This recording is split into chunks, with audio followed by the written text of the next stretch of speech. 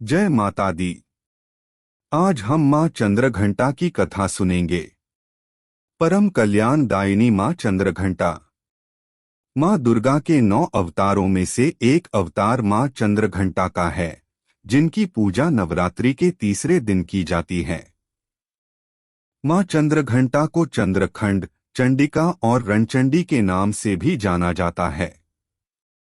इनके माथे पर घंटे के आकार का अर्धचंद्र है, इसीलिए इन्हें चंद्रघंटा कहा जाता है। मान्यता है कि देवी पार्वती पहाड़ों में पैदा हुई और शैलपुत्री के नाम से पूरे ब्रह्मांड में जानी गईं। मां ने भगवान शिव के लिए अपना पूरा जीवन समर्पित करने और उनसे विवाह करने का संकल्प लिया। मां पार्वती हमेशा अपने इस संकल्प पर दृढ़ रहीं। उन्होंने लगभग 5000 वर्षों तक भगवान शिव की तपस्या की थी। एक दिन भगवान शिव ने पार्वती से कहा कि वो कभी अपने जीवन में किसी स्त्री से विवाह नहीं करेंगे। यह सुनने के बावजूद पार्वती ने शिव को जीतने के अपने संकल्प को नहीं खोया। वो सारी सुख सुविधाएं त्याग कर भगवान शिव की तरह ही पहाड़ों में रहने लगीं और दिन रात तपस्या करने लगीं। इसी कारण उन्हें ब्रह्मचारिणी देवी के नाम से भी जाना जाता है। पार्वती की निरंतर तपस्या ने भगवान शिव का ध्यान अपनी ओर आकर्षित किया और भगवान शिव ने पार्वती की परीक्षा लेने की ठानी। भगवान शिव ने परीक्षा लेने के लिए ब्रह्मचारी रूप धारण किया और पार्वती से मिलने पहुंचे। उन्होंने पार्वती के सामने भगवान शिव की बहुत बुराई की और कहा, वह नागधारी और विषधारी हैं और आप उनके साथ जीवन में कभी भी सुखी नहीं रह पाएंगी। आपको हमेशा दुखों का सामना करना पड़ेगा। लेकिन मां पार्वती ने उनकी एक न सुनी और क्रोधित हो गईं।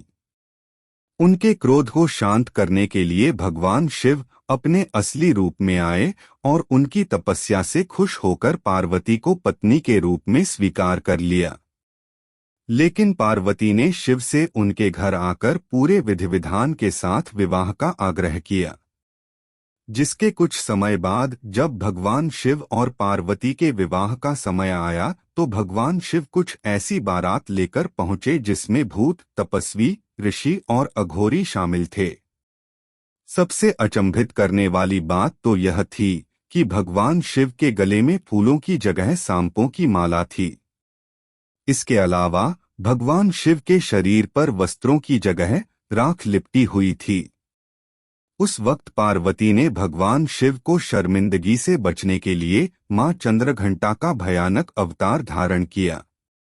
पार्वती ने जैसे ही चंद्रघंटा अवतार लिया तो उनके शरीर पर 10 भुजाएं प्रकट हो गईं।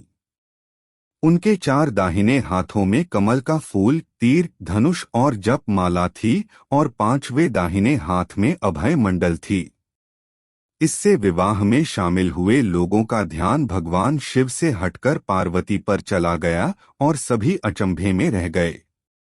कुछ देर बाद पार्वती भगवान शिव के पास पहुंची और उन्होंने भगवान शिव से प्रार्थना की, हे स्वामी, आप इस समय सभी का भय दूर करें। उनकी विनती सुन भगवान शिव चंद्रशेखर अवतार में अवतरित हुए। इसके बाद भगवान शिव और पार्वती विवाह के मंडप में बैठे और विवाह संपन्न किया। मां चंद्रघंटा अपने भक्तों पर सदैव कृपा बनाए रखती हैं। जो भी मां की सच्चे मन से आराधना करेगा, मां उसके जीवन की सारी बाधाएं और समस्याओं को समाप्त कर देंगी और उस पर ऊपर अपनी कृपा अवश्य बनाए रखेंगी। नवरात्रि के तीसरे दिन मां चंद्रघंटा की पूजा की जाती है और सभी रोगों को दूर करने का वरदान मांगा जाता है। बता दें कि मां चंद्रघंटा दुर्गा मां का तीसरा रूप हैं, जिन्होंने असुरों का संहार कर देवताओं की रक्षा की थी। कहते हैं हर पूजा मंत्रों के बिना अधूरी है। इसलिए मां चंद्रघंटा की पूजा के दौरान व्रत कथा और पूजा विधि को जानने के साथ साथ माता के विशेष मंत्र के बारे में भी पता होना जरूरी है।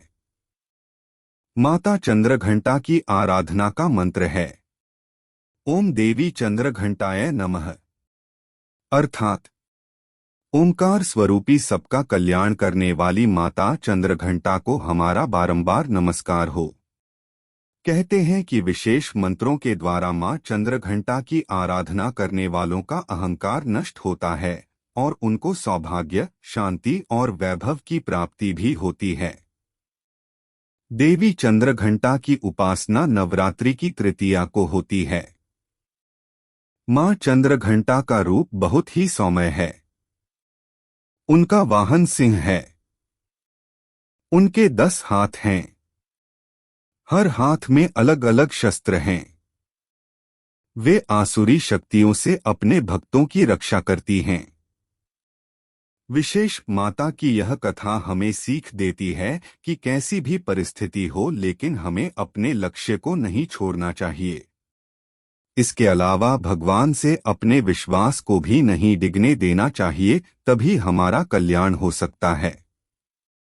जय माता दी।